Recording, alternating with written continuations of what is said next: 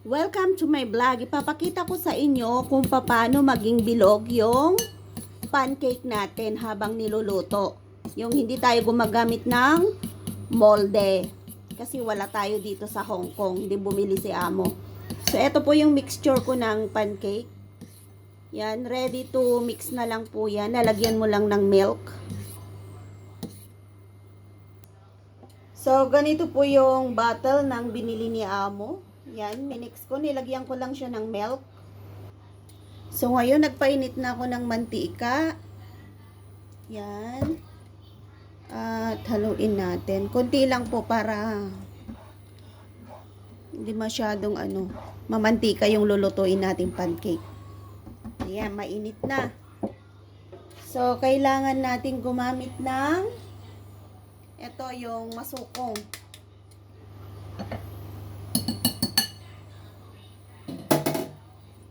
So, maglalagay na tayo para maging bilog yung ating pancake. Kasi wala tayong pang hulma. So, dahan-dahan lang po siya. Ayan. Ibabalance mo lang siya para maging bilog.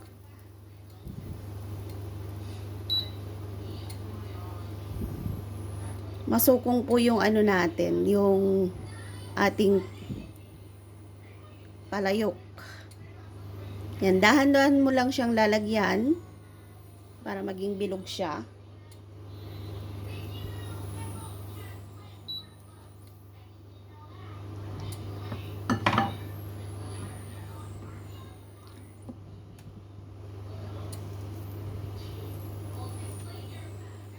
Huwag po nating susunugin.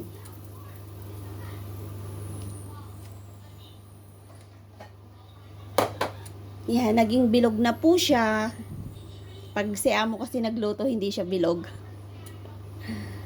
Sabi niya, paano magluto ng pancake na bilog? So yan, ready na po to. Magsalang tayo ulit ng isa.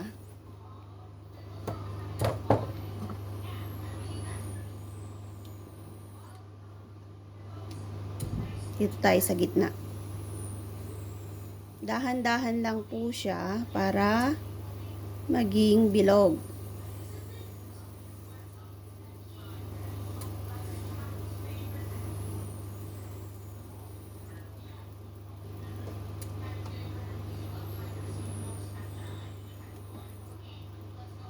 Diba? Nagiging bilog siya.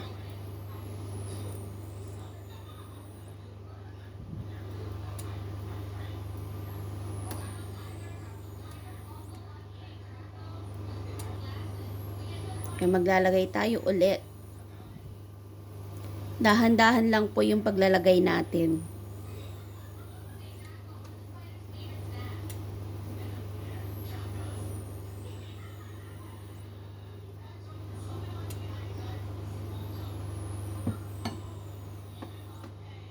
O, di ba? Hindi na natin kailangan ng molde para maging bilog yung pancake natin. Favorite kasi ng alaga ko to. Kaya lang hindi ko siya napagluto ngayon. Ayaw niyang gumalaw. Dati tumutulong siya. Pero ngayon ayaw niyang tumulong.